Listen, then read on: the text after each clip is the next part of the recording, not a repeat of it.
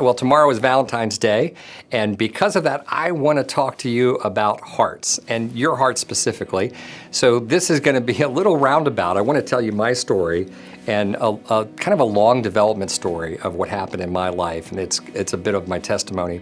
I got saved in my last year of college, and that's after chasing the Lord for 10 years, or Him chasing me. It was a little bit of both.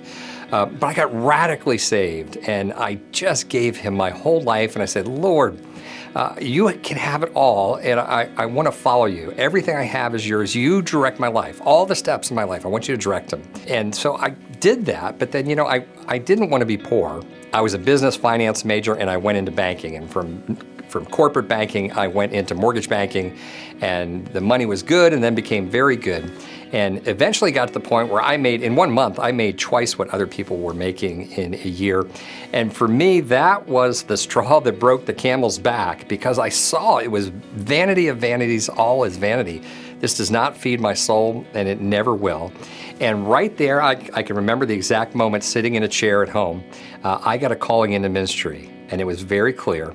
And yet then the Lord put me on ice. Now, 2 years later, God calls me very specifically, crystal clear, into Campus Crusade for Christ.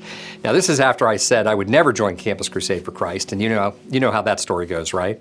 So anyways, He calls me into Campus Crusade for Christ, and I spend 11 years down there. And basically, I'm doing a couple different things over this time. And I'm doing marketing, and I'm doing public speaking, and I'm running around the world to closed countries or dangerous countries where Christians are persecuted for the most part.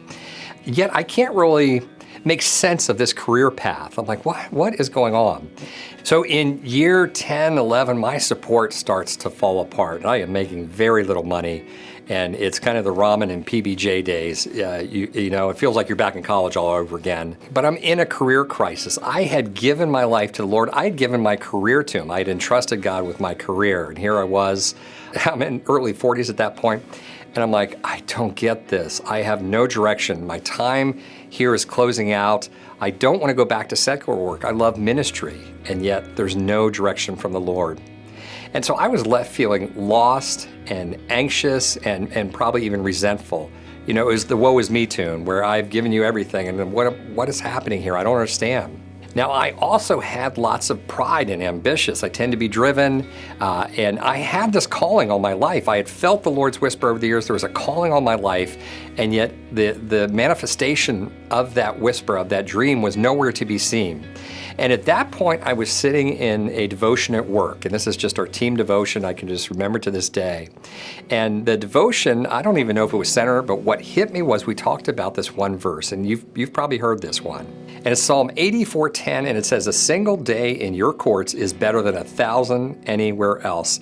And here's the key part: I'd rather be a doorkeeper, a butler, in the house of my God than live the good life in the homes of the wicked. That's my paraphrase of it. But this thing hit me like a ton of bricks. It wasn't just a verse. It was one of those things where the Holy Spirit comes in and just smacks you silly. And right then, any pride, any ambition, any resentment, it was all gone. And I could see clearly just kind of the trajectory of my life. I had given Him my life, but He had saved me. He had saved me from the pit. He had adopted me. And in Him, my future was secure, my ultimate future. I was going to heaven. And so my heart said this to Him in full answer to His outpouring of love. I said, Lord, I will be a butler at the doorstep to your mansion. And if you want me to clean the shoes of people more important than me that are coming to see you, I will do it. That's it. And I was just, everything washed away. But soon afterwards was when I had that miraculous dream that brought me to ICC, and His answer was revealed. So here's the curious thing. All those activities I had been doing for years, so it was the marketing, public speaking, and running around the world to persecuted countries. All that was preparation. It's exactly what I needed for ICC. So isn't that just always the case? It's that tapestry story. I was living in back of the tapestry where all you see is the knots and the mess, and you can't see the pattern clearly. And then come forward and look back and you see the front of the tapestry, which is beautifully woven, and you see His plan. So with that story, I just want to leave you with a couple lessons. And it's number one, do not give up on doing good. If He's called you to something, keep working at it. Just be faithful. And give Him everything, including your profession, all of your life.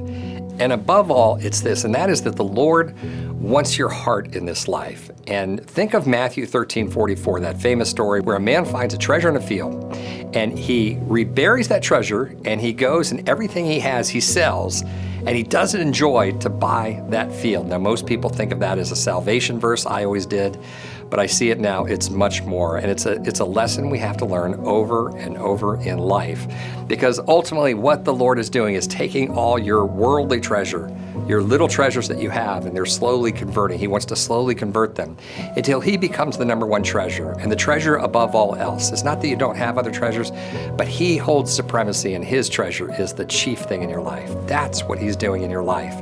So just remember those lessons as you're going through trials. They're just a part of life. And just remember, your pain and suffering are the door to growth. That's where he can really meet you.